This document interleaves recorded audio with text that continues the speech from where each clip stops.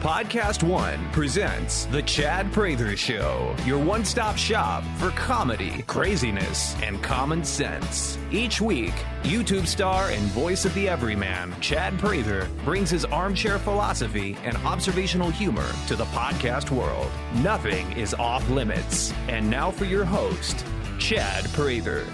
Hey everybody, CHAD Prather here. Welcome to the CHAD Prather Show. Nothing vain about that. It's easy to remember, I should hope. I actually posted on social media the other day that we were going to be releasing a brand new episode of the CHAD Prather Show, and of course, 5 people underneath that commented and asked the question, what is the name of the show? And so I said, well, welcome to social media, where our brains don't always function. Even gave the date. 3 people asked what the date was. I don't understand how that happens on social media. Just read, people. Read. I understand that everything's not a coloring book and pictures, but read the post. But anyway, we're having fun here at the CHAD Prather Show. Hope you guys are having or have had a great Thanksgiving. Christmas started for me sometime around October 15th, unfortunately. Seems like it gets earlier and earlier every year. The Christmas specials and sales go on right around July 5th. And so I'm one of those guys that likes to put his own Christmas lights up. And I have one of those tricky little roof lines on my house that one small slip, and you're looking at a broken man here. But you will find me every year on the ladder, shimmied up there with my bulky frame that has no business being on a 10-foot ladder, and trying to make the Christmas lights straight on the house. That is the hard part. I threaten every year that I'm going to hire someone to come out and hang the lights. But my wife consistently says, no, you're not going to do that. It's too expensive to hire someone. Of course, she's not the one with her fat butt shimmied up the ladder. It's me. I'm the one who's risking my life. I just risked my life by saying my wife had a fat butt. But hey, whatever. She can't touch me. I'm in the studio. Hey, listen, we're having fun here. Podcast One has been so gracious to give me the opportunity to sit down with some really intriguing personalities, and we've got one for you today. It's a guy who is on social media. He goes under the name An0maly. An0maly. He spells it with a 0 right in the middle. A-N-0. And he's an interesting guy. I found him a while back watching on social media. Somebody had shared one of his videos with me, and I was just intrigued with the passion and the compassion that he used in sharing his message. And he had millions and millions of people who were watching this video, and I said, I need to know this guy. So one of the things that whenever we decided we were going to do the podcast, I started reaching out to a number of people, and he was one of those unique characters that maybe not a lot of folks know who he is or what his story's all about, but I reached out to him, and he was gracious enough to come in, and we're going to be visiting with him today. An0maly is one of those guys who he's multifaceted. He's a hip-hop artist, he's a poet, he's a writer, he's a content creator for social media. He does videos, he gets on and talks on social media live feeds, whether it's Facebook or Periscope and things like that. But just a phenomenal guy, and I encourage you to go out there and check him out. I think he's going to win your heart over. But you need to check him out. And while you're checking out people online, easy where your mind goes. Don't let it get in the gutter. Come check me out at watchchad.com. And, of course, we can have a little fun together at politicalcowboy.com. One will make you laugh and one will just make you mad. But you can find my tour dates for the Star Spangled Banter Tour at watchchad.com. And, of course, I've got a few shows coming up. Kansas City, November 30th, Boise, December 7th, Spokane, December 8th. And I don't know, man. My agent, I don't think they understand. I'm going to buy them an almanac. I don't think they realize how cold it gets in some of these cities they're sending me to throughout the month of December. It's cold. They sent me to Fargo, North Dakota earlier this month. It's cold. But either way, I'm not complaining because a lot of folks are coming out to those shows, and we're having a great, great time. We're having a lot of laughs. And this is fun as well, to be able to sit down and have a good time talking with some unique characters. I got some fun people coming up, too. I can't wait for you to meet. Some of them you already know. You know who they are. But you're going to hear some of the inside story on what's going on in their life and some of the things that motivate them and make them who they are and where they came from. So stay tuned to the to the CHAD Prather Show. You need to come out to the Star Spangled Banter Tour, but stay tuned to the show because I think we're going to have some fun in the upcoming weeks. You can subscribe anywhere podcasts are available, but specifically, you need to get the Podcast One app. I encourage you. That's a phenomenal app because not only will you have the opportunity to hear me, but you get to hear, so many of the other personalities that are offered by Podcast One, who is the #1 distributor of podcasts in the world. And you can get the Podcast One app by going to the App Store or you can go to Google Play. You need to go and get it, download it, check it out, and listen to some of my buddies, some of my cronies, some of my colleagues that are a part of Podcast One. And you'll have a lot of fun, and you'll be a much more enlightened person for having done so. And also check me out on all the social medias as well. You can find me on Twitter @WatchChad. You can find me at Instagram @WatchChad. And you can also find me all over Facebook. In fact, if you just get online and type in the name Chad Prather, you will find all kind of fun things about me. But follow me on all the social media. And, of course, tell all your friends about the podcast. I want them to all subscribe to the Chad Prather Show here on Podcast One. And when we come back, I'm going to sit down with a guy that is going to intrigue you. His name is An0maly, and I guarantee you, you're going to fall in love with him. So stay with us. We'll be right back. We will be back in a moment with more of the Chad Prather Show. Target USA. Russia. Could render huge harm to this country. North Korea's secret missile. Capable of reaching the whole of the United States. Dangerous terrorist. D.C. is someplace they would like to seek an attack. Interviews with top intelligence and national security officials. We've got you covered on Target USA. The National Security Podcast. Download it every Thursday. And don't forget to subscribe at PodcastOne.com, the new Podcast One app, and at Apple Podcast. Welcome back to the Chad Prather Show. Here in the world of podcasts, we meet some interesting characters and get to know some really, really good people. And I'm sitting here in the studio in L.A. with a guy that I saw online on Facebook, actually. He was doing, it wasn't a live feed on Facebook. I know that's a popular thing right now, but it was a video that he had created, and, similar to mine, just kind of a talking head type deal, talking about issues of the day. And somebody had shared it with me. They tagged me in it, and millions of people had been watching this video. And I said, this guy is fascinating. It was smart. It was insightful. But I think the beauty of the video that I watched for the first time is the compassion that came across in the voice of the message. Because right now in America, and really around the world, people are trying to communicate a message in such a way that I don't know that they know how to communicate that with compassion. It has created division. There's no more discussion. There's no more dialogue. And so I wanted to have him in studio and introduce him to you. You've probably already heard him and met him and just at least online and had the opportunity to hear what he has to say. And, of course, his name is An0maly. It's An0maly with a 0. It's good to have you here. That's correct. Thank you so much. That was a nice intro. Yeah, I appreciate it. Absolutely. Well, it's all true. How did you come across... How did you start with the name An0maly? I know that has to be, I understand stage names. Trust me, if I could go back and start over and know what I was going to be doing today, I would have used a stage name. I don't want anybody knowing who I am. How'd you get An0maly? I was in a class that was preparing for the SATs in high school, and I saw the word anomaly and what it meant. It was like unlike anything else, a deviation from the normal. I liked it. I picked it, and I added the 0 when I found out there was a band named An0maly, and I wasn't trying to get sued when I started posting on YouTube. So I was like, let me throw a 0 in here so I face a lawsuit in 5 years. So, yeah, exactly. And that way I won. And search-wise, I lost because it's hard to spell, but it is. A-N-0-M-A-L-Y. Yeah, but I love it. You're actually in my phone. When I text you, it shows up An0maly with the 0, nice. And I love it because it's unique. I try to do that predictive text deal when I'm typing in the name. Yours automatically pops up because it's so unique. Not that there's any other anomalies in there, but I like that.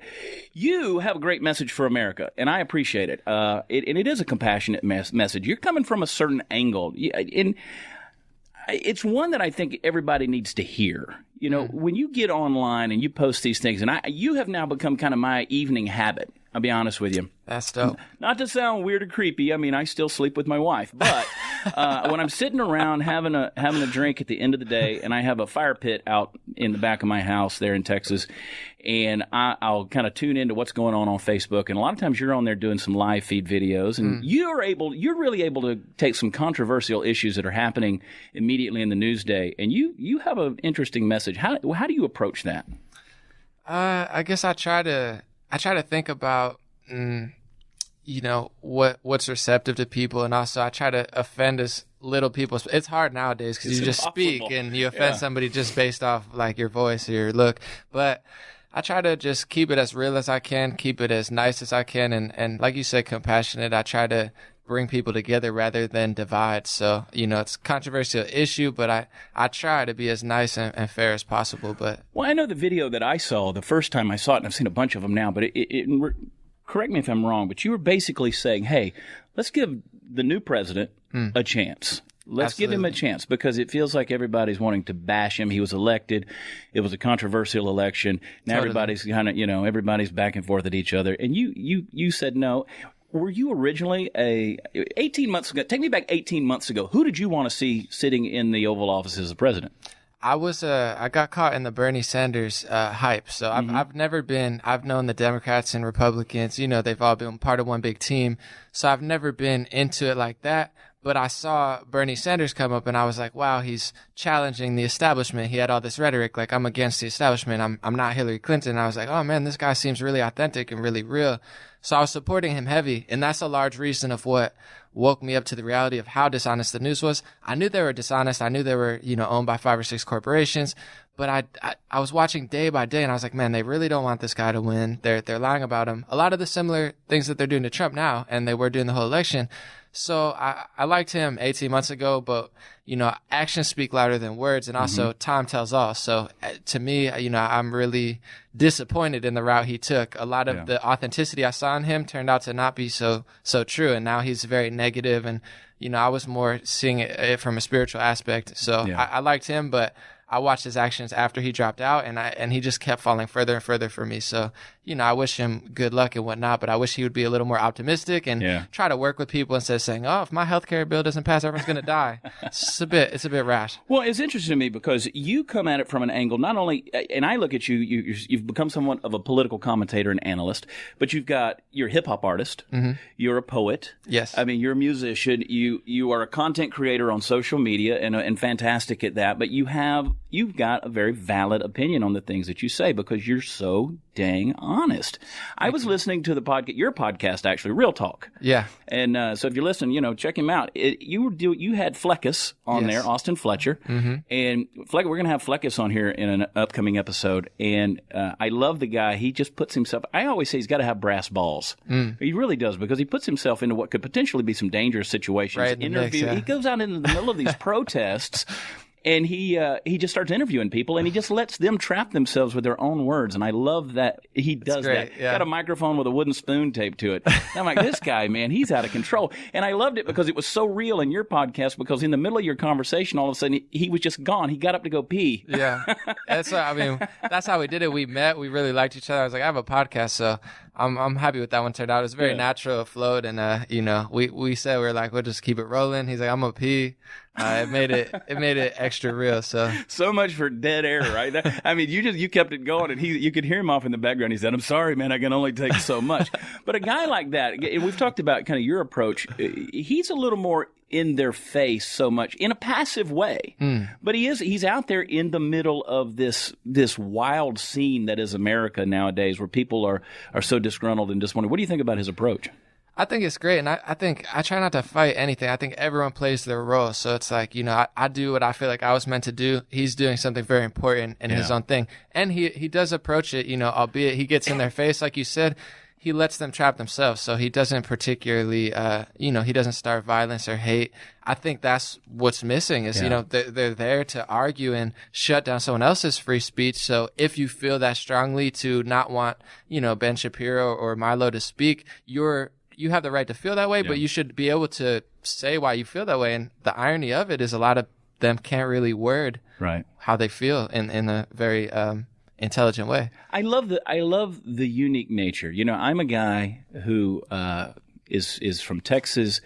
I come out of the equine world, the horse world. I'm a horse guy. I'm a cowboy. Yeah. And I'm unique in that regard. I have a lot of people who say, we don't want to hear what this guy has to say. He's just a white boy sitting in his truck in his cowboy hat.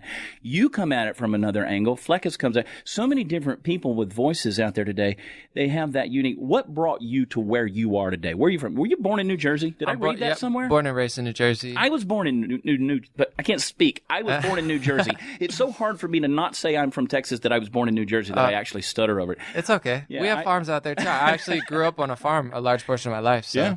my stepfather is a farm manager, so I had horses. I had like emus at the time. I lived on some strange farms. Did you ever eat emu?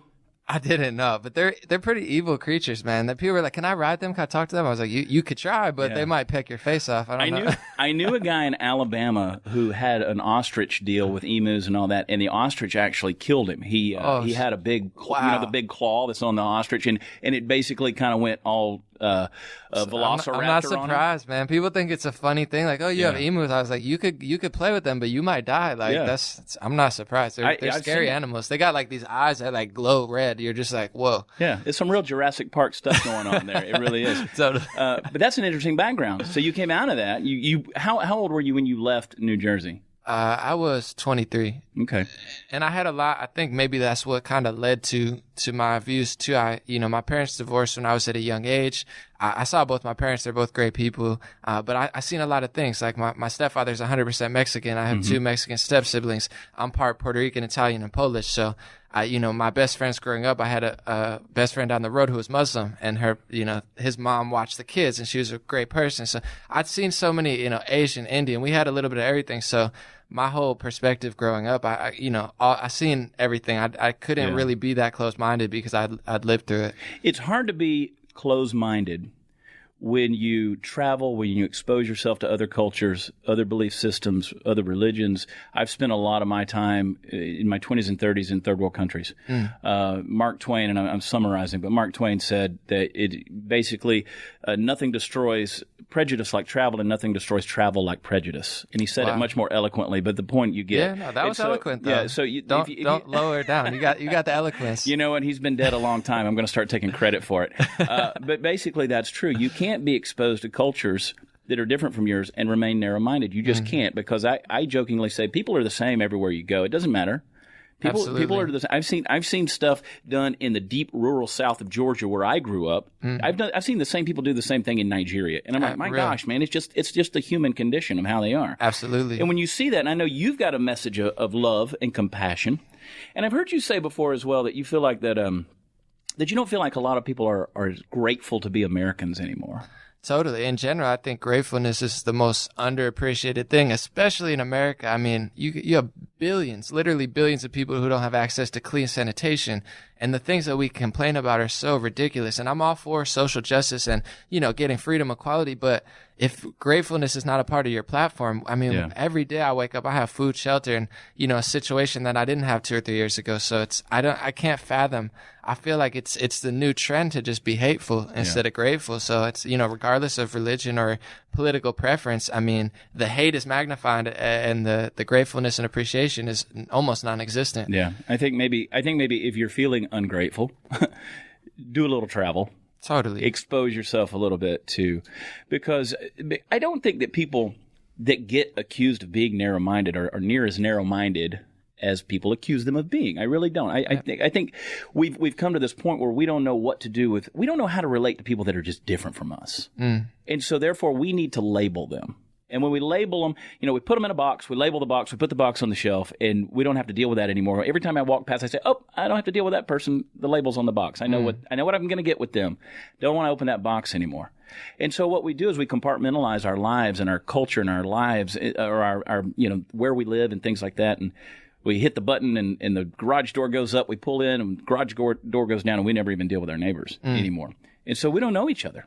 We don't know. And so that's why I say we've become a protest culture and not a dialogue culture. That's real. And that's one of the things you're trying to do, is you're trying to open up discussion. 1,000%. And like you said, people, there's an old saying, you never look good when you're talking about someone else. It doesn't make you better. Yeah. And it's become a trend, especially with the president. I don't care if people love him or hate him, but it doesn't make you a better person because you could point out the flaws in someone else. So people have gotten so obsessed with labeling each other instead of speaking to each other.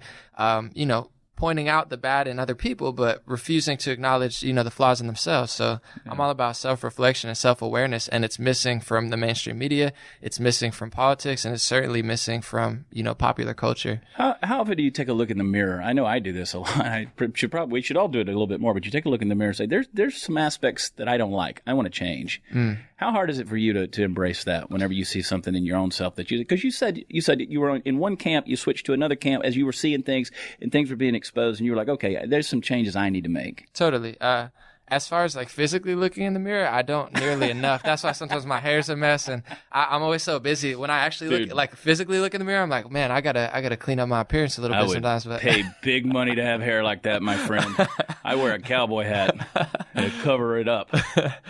But like self-reflection and self-awareness on a spiritual level, I do it a lot, and it's a large portion of, I think, my success, because I've had minor success and somewhat major success in hip-hop and videos and stuff, but what really exploded was when I stopped pointing the finger, because I didn't come from a lot. I didn't have a lot of resources. I had no industry connections.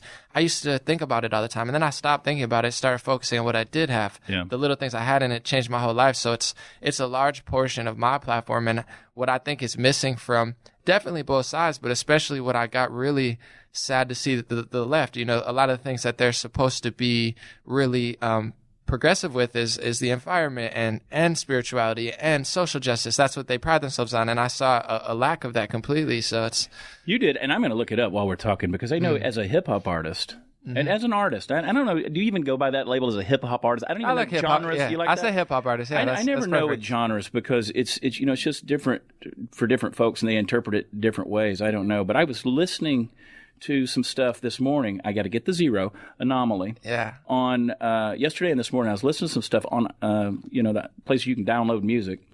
And you got your Bernie Sanders tune.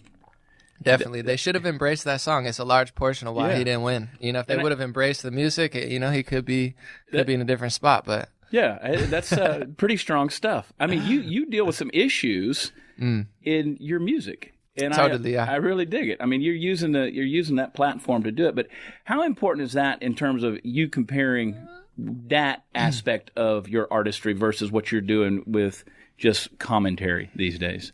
I always did that in music. I think that was why I started to do it, and I can't help it. Like, I feel like that's what my soul and my purpose is, so it's hard for me to write a song and not say something real in it. But it was an easy crossover, I think, once I started talking, and it's all kind of come full circle. So it's been a part of the music before, so that's why I think the commentary comes pretty natural. Yeah, you're good at it. You're really good at it. You, I again, don't stop doing it, because you have become my evening entertainment. Okay, that's dope. I have to. The only place I know to go wind down. I'm serious. I'm so happy that the weather's changing. It's getting a little bit cooler outside. I can go sit by the fire pit out there. I got the dogs running around, and I'm out in the country, and I pour my glass of whiskey, and I'm listening to An0maly. That's epic. I mean, that's a beautiful thing. I think that's why people have to be grateful too. I don't have industry connections. I don't have, my family are hard working class people, and I'm able to project something on a screen, and you watch it in Everybody's Texas. watching it. That's crazy. It's crazy, and millions of people are doing it. And I know you've had to get some kickback. Everybody does on social media. Nobody's immune. Yeah. You put yourself out there on a platform. You put yourself out there. You're readily seen, and you're gonna get people who are gonna say, "Screw you, man." Totally. And they use typically stronger language than that. Yeah, it's definitely, there's always people kicking back. I've gotten a little bit of everything. Some threats months ago, some like Nazi, really? like every label you could think of, but it's mostly all love. So I definitely, the kickback is unavoidable, I guess. Yeah. It is unavoidable, and you have to have, I call it thick skin. I mean, you got to let it roll off of you a little bit. I don't know. There's something disarming about you, though. You come across the way you project and everything. There's a little bit of a kindness to you, and I've shared it. I've shared your video, and people go, "Who's talking to me? Jesus?" And it's I get that a lot you with the hair too. Yeah, you get it a lot. But people do. And that aside, it's something you believe in what you're saying. Definitely, Yeah, you care about the people that you're talking to. 100%. Authenticity, I think, goes a long way. And it's, there's a lot of people who potentially maybe fake it, but I think when it's real, you could feel it. I tell people that all the time. I have people all the time who say, what do we need to do to be able to get our voice heard or a bigger platform using social media? I said, rule number one, you got to be genuine. Your message has to be your message. You can't go out there and be an echo of somebody else. You've got to say what's on your mind, on your heart. And oddly enough, you'll find people that resonates with. You definitely. know? And so, with yours, I've shared a number of your videos, and I have a demographic of audience that is probably completely different from yours. They would probably look at you the way they look at me when I come to L.A. and wear a cowboy hat walking up and down Santa Monica Boulevard. It's like, what planet did you come from? What, Don't let that stop you. The cowboy hat, never let it go out of style. No. It's in some parts of L.A. It's like a revival of the Village People, And so I totally You'll walk through embrace West it. Hollywood and you might get hit on. That's where I stay. I stay right over there, man. I stay at West Hollywood. Everybody's like, "What are you doing?" I said, "Man, it's a great area, great community. I love it. I have fun with it. That's Everybody's kind and nice. It's clean, and and honestly, the hotel I stay at is cheaper than a lot of the places in Hollywood. So that's real. That's a misconception, I think, from conservatives sometimes, that they think LA is just this terrible place. But I mean, you go to West Hollywood, you show the people love, they show love back, and that's true to almost everything. It's like, I don't believe in bad people. I believe in people that are misled and confused. Right. But it's like when you stop painting this picture of having enemies, it's not that bad. Yeah. You told me that your father was Mexican.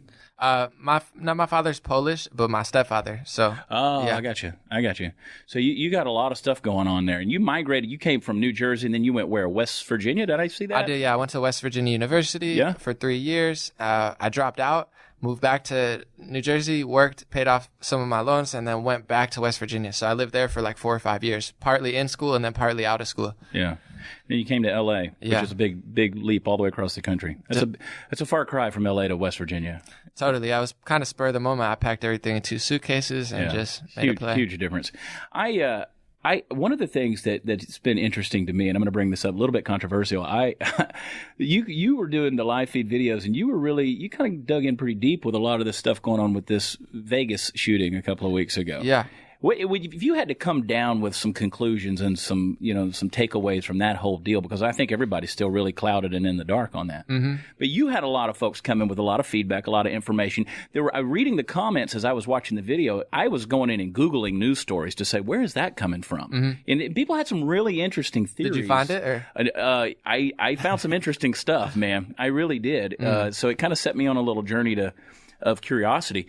And some people had some interesting theories. And I learned some things that I did not know had happened that were pretty factual, and then some stuff was off the wall. But what were your takeaways from the whole deal? Because I know you had a lot of stuff coming at you. Totally. And every time I post something now, you get everything in the comment section. And then I get attacked. Like, I'm not responsible for what people say in the comments. I try to filter it a little, but you get everything. I just think it's the biggest mass shooting in modern history, besides maybe hundreds of years ago. And there's no motive. So it's like, I at least want to know why it happened. And, a country concert festival shot up and they say no motive. I mean, you listen to the Brothers interview and the guy is chock full of conflicting information. Wild. The mainstream media said he got there on the 28th, and then we find out he got there on the 25th. And, it's just one guy, yet he's 60 plus years old and carried 20 plus guns up, and he had 2 windows smashed out and 2 guns. So, I mean, just something's not adding up. I don't know, I don't know of anybody that would do that in the first place. Don't get me wrong, but to just leave a bunch of guns on the floor, I don't want to fuel conspiracy theories, quote unquote, but it's an unsolved mystery. It's hard to not fuel conspiracy theories on a situation. And like how that. did they not know? I mean, and then the Facebook gets taken down. Same thing with the Texas tragedy. Like, his Facebook disappeared. Like, how did they even do that? It disappears within 30 minutes. What are they hiding? What are his interests? What, he posted a picture of a gun, and I saw that he potentially was like following CNN and stuff. So. It just seems like a lot of the news, and then they start attacking people who question. It's like, you should be investigating, not attacking people. I'm not an investigator. I'm not going to whistleblow or leak anything, but I am going to question what's out there when it's been 2 months and there's no progress. Yeah. Now basically they're saying, okay, investigation's over. We're done with it. Yeah. And I don't want to, I don't want to push too far, and I don't want to be labeled this person, but at the same time, I don't want innocent people to keep getting massacred in my home country. Yeah. I let you do all the dirty work. See, that's why I sat back and I was just watching and I was listening and I was learning, because honestly, I was coming from a place of I wasn't educated on the thing. I didn't know if there was a way to get educated on it. So you were actually my encyclopedia on that. I would watch it every night and just, the things that were going on, read the comments. And now, I mean, I spent a lot of time in Las Vegas. I'm a the Western World rodeos are out there and all this stuff. I'm out there every year for the National Finals Rodeo. I spend a lot of time in Vegas, which means I spend a lot of time in casinos. And the crazy thing about the whole deal with that is there's cameras everywhere. It's the probably most cameras per square foot than anywhere else. That's what I was saying. It's like he's not on any of them. I hate to quit, but I can't help it. That's what my soul has to do. I'm like, come on, they're definitely hiding some information. Whether they're doing it for public safety or they're doing it to cover something up, that's not my place to, speculate and push. But I mean, there's stuff that they're not saying, and we've been told almost nothing. And when something happens in New York, say, within an hour, we knew what the guy said. We knew he was an Uber driver. We knew everything about him. Yeah. The other guy's like, oh, he's a slot player. He's a millionaire. He owns 2 planes, but shut up. Don't talk about it. Yeah, we don't want to talk about that. That's a crazy deal. Yeah. It's a crazy deal. These are crazy times we're living in. And they used to be able to sweep things under the rug a whole lot easier than they can now. Oh, it's tough, yeah. This is the world we live in. Social media is everywhere. You can't sweep anything under the rug. And like this past week, we learned, according to Donna Brazil, that the whole bio Donna, that rare girl. Donna, she's whistleblowing, leaking out some, I don't know, whatever you want to call it. You think she came out with that information? So she comes out and she says she had to make a phone call to Bernie Sanders, and she basically says, "Hey, the Hillary Clinton campaign just bought the DNC because they were so in debt. They were spending to the tune of $4 million a month." And you know what I'm saying? And so now she's like, no, this is what's going on. Some wild stuff being said with all of that. Definitely. Yeah. I don't know why she did it, but some people say that she's a Christian and she had her soul telling her to do it. Other people say because she was a heavy part of it. She leaked CNN questions to Hillary Clinton, which was illegal at the time. But maybe she wants to separate her stuff. I tell everybody, regardless of if you feel like you're left or right leaning, what's going on with the DNC and the Democratic Party over the past couple of years is unprecedented, and it's a sinking ship. So maybe she sees that ship sinking. It's like, hey, or ship sinking. Time to get off. Yeah, get off. Which again, it's a strange deal. And you understand, I'm not a Republican. I've never been a Republican. I've never registered with any party. I tend to see myself a little bit right of center, and I tend to see myself as a conservative. I really see myself more as a common sense guy and just saying, hey, look, I'm going to call it out on either side. And if it's and you and I think share that same thing is look, I want to be somebody that's a critical thinker, and I want to look at this thing and I want to say, nope, that doesn't jive, that doesn't fit. And then when all of this information starts to come out, that's mind-blowing. And then when they want to take information like that and sweep it under the rug, and then I really start to go, what the hell's going on here? Absolutely. And I don't care if it's left or right. And they're using the painting of everybody as like right-wing and Nazi. It's a total distraction, as is when someone does it to the left, but they're using that to label people and stop people from having conversations, for sure. Well, the Cato Institute came out with a poll last week where they said that I think 71% of all Americans believe that political correctness has actually been bad for America. And I think that in and of itself is the primary reason why a guy like Donald Trump got elected president. Definitely. Because people just got sick of the politics and the BS being, blown at them and like, hey, don't look here, don't look here. You look over this direction while we go over here and do this. And absolutely. They get tired of being politicized so much. And unfortunately, we live in a world where things happen like these tragedies in Vegas or, tragedy in Texas and these things that go down the way they do. And people immediately within hours are politicizing the whole thing. And I don't know. I mean, I think people are sick of it. I think they're tired of it.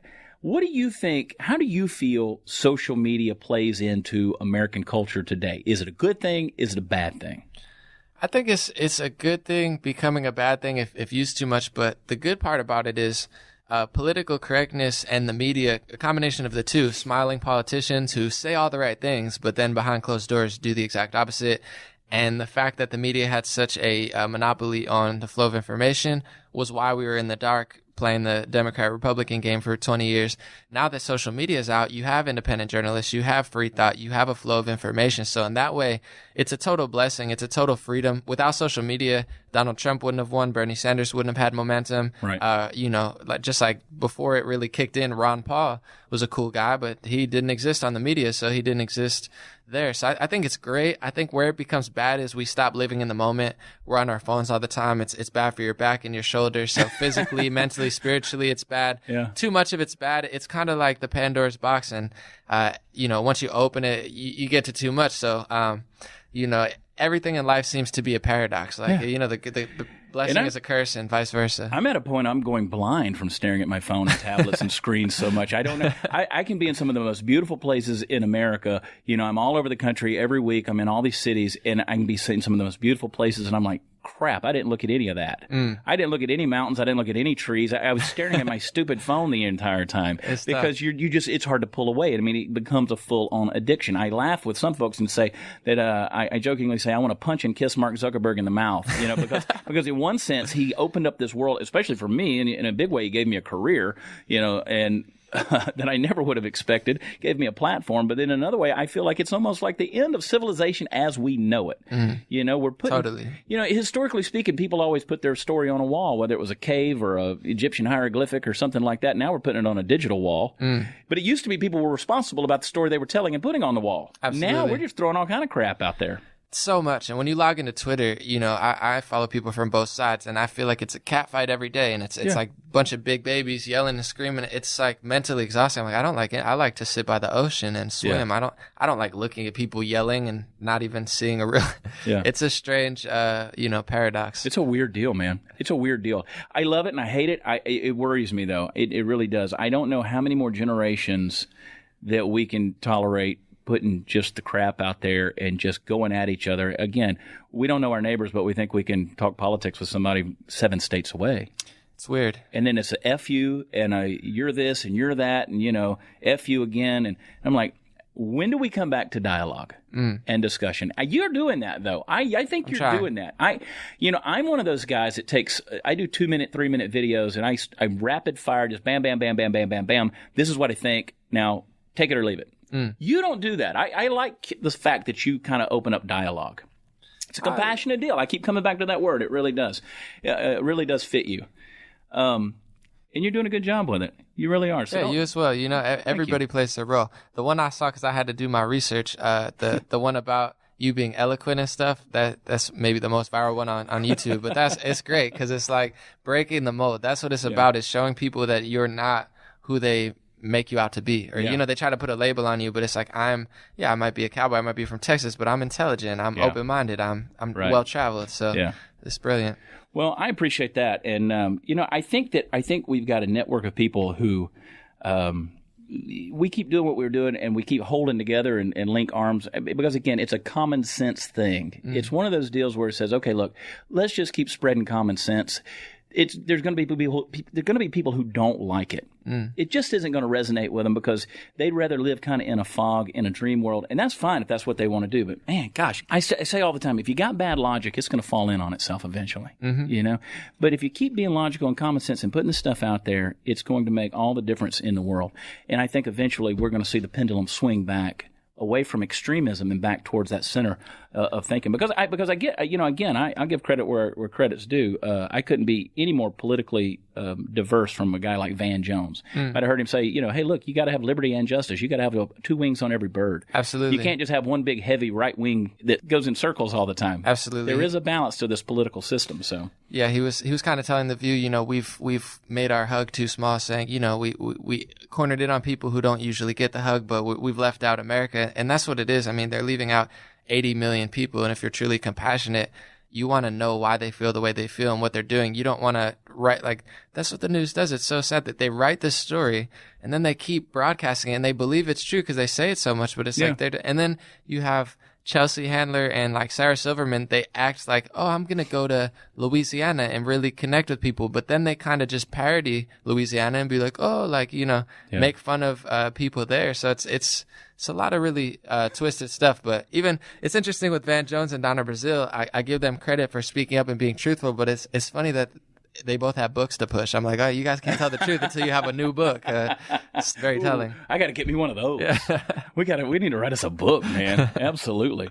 I think you're making a good point there. So your website is legendary.vision.com. Yes. .com. No, just legendary.vision. They opened up the domain. So gotcha. I wondered about that. It's for dentists, I think. Or no, I'm sorry. It's for eye doctors? Eye doctors, yeah. No kidding? That's genius. Legendary Vision. Legendary.vision. Exactly, yep. That's An0maly's website. And if you're Google searching him, make sure that you do it with the 0. So AN0, MALY. Hey, this is postmodern 21st century. We can do it whatever way we want to do it. I Absolutely. Like it. And what are you doing? You're out here. Obviously, you're doing the music thing. You're doing the commentary thing. You're doing the podcast thing. Rare Talk. What are besides those things and just kind of out there doing the social media thing? What are you doing for fun? I like to go to the beach. I play soccer, basketball, and football now. So I play all three. Yeah, I'm on a soccer team. I'm on a football team, and then I just play basketball at the park and the gym. Except I kind of broke my finger. So you didn't kind of break it. Yeah, fully. You broke it. Fully broke it. Yeah. So I'm out of. I can still play soccer. I can't play football and basketball. Don't break a toe. Yeah, I don't like breaking anything. But I play sports. I like going to the ocean. I like going for walks, hikes. I like to go out, drink a few, and party to dance. I like to spice it up. Everybody's on their cell phones. I like to get it heated, get everybody out there moving. That's moving good to know, because now when I come to LA, I know who I'm hanging out with. Absolutely. I'm going to the club with An0maly, wearing the cowboy hat, and we're going to move and groove and shake it. And people are going to love it. Heck yeah. Look, that's the beauty of it. I travel all over this country. I've been New York City, LA. I've been other countries. The cowboy hat is a part of who I am. It's the culture I came out of. It's not only just a style thing. It's a functional thing of the world I live in. And so I wear it, and I've had people come up to me in, gosh, where were we? We were in a club at the top of the W in Atlanta, and this beautiful African American girl comes up to me, and I thought she was hitting on me there for a minute, and I was okay with it. I was single at the time. I was 100% okay with it. She so what's up, girl? And she says, I just want you to know you're rocking that cowboy hat. You're wearing it. You're wearing it right. She said, I love the fact that you're in here being you. And I said, I've thought about that for years. About that you really can only be yourself. Absolutely. And that's the beauty of really going out, because a lot of this negativity, it does seem like it's media and social media generated. You don't see it on the street. I don't see it anywhere. I go out, all my friends are from all different backgrounds, all different states. No one cares. You go out to the club, I'm dancing with everybody. Everyone's like, a lot of this negativity is so generated to the point where you believe in it becomes a self-manifestation thing. Thank you. It's real. Exactly. That's real. That's real. I'm stealing your phrase now. That's rare. real. That's real and rare. Real and rare. But you're right. I make that argument all the time. I say, people, it's not happening on the street. Totally, yeah. I sit in the same restaurant with people from all walks of life, and we're not bitching at each other across the diner. Totally. We would if we were online. If I was in a conversation with somebody online, we'd be going back and forth with each other. And I look at people across the restaurant and I think, well, they probably don't agree with me at all on a lot of different things. Who knows if they do or they don't? But we're not bitching at each other. That's not the world we live in. And we all, at the end of the day, we all want the same things. We just have different strategies of getting it. And no one wants to admit that. Everybody wants freedom, justice, equality, these things, happiness and fun. It's just, we get so twisted and we believe our way is right. And it's become overly polarized, at least recently. So yeah, I understand. You eat chicken wings? I do. You do? I love chicken wings. I was just having a conversation with somebody. I eat way too many buffalo wings. Boneless or with the bone? You gotta eat with the bone. Usually they're fake when I like the boneless, but usually they're like, they're not too breaded. It's because they're trying to hold together whatever chicken mush they've put together and fried. And there's too breaded, and they're not. I used to eat them really hot. I can't eat them hot anymore because I'm getting old. How old are you? I'm 28. 28. I want to be 28 again. How old are you? Never mind. I want to be 28 again. You're 28. No, I just now turning 45. Oh. 45. I look amazing for 45. Yeah, that's I'll real. be honest with you. That's real. That is real. Rare. That's rare. That is rare. Good genes. Good skin. I have my mother to thank for that. I really do. Products? But I'm telling you. Products or no products? No products. And as much time over the years as I've spent out in the sun, it's a miracle. My wife gets on to me all the time. I do good if I'm even using soap at this point in time. What about sunscreen? Yes or no? Yeah, sunscreen. Okay. I'm starting to get real wary about, because I've got 5 kids, and so we slather them up, and we always have when they're babies and whatever. And you get to a point where you're just like, oh, I guess I should start doing this stuff myself. It worked. But you're a tall guy too. Yeah. See, people see you online and they don't realize, I'm in Texas where the average man is like 6'4", tall Texan. I mean, that stereotype is built on it's fact. real? So people take pictures. I'm taking pictures with people, and I am, 6 foot, 6'1" with the boots on. Yeah. I'm like Fletch, hey, he's 6'1", he's 6'5" with the afro. And so and people say, well, they meet me and then they're like, wow, you're taller than we thought you would be. That's because I'm always standing around tall guys. But you're a pretty tall dude. Yeah, I'm 6'2", 6'3". Yeah. So I think I'm growing because I keep stretching. I keep meditating where people keep saying you're getting taller. I might be floating in 5 years. Watch out. Yeah. Exactly. You're a yoga guy? Yeah, I do my own. I don't go to class, but I like to stretch and I like to nap too. Sometimes I stretch and nap and I wake up and all the blood's missing, but I feel good after that. So I don't understand the thing you just said. I don't know if that's something that's good or not, but I do it. So it's real. An0maly, you're my new favorite, buddy. I tell you what, I'm so thankful you came on this show and hung out. And I got a feeling we're going to be doing this some more because you're here and I'm here from time to time, and we're going out clubbing. We're going to drink a few. Chicken wings, too. Now that you mentioned that, I'm hungry. We're going to eat chicken wings, and we got each other's cell phones. We've been texting back and forth, and I love it because you've been such a gracious guy.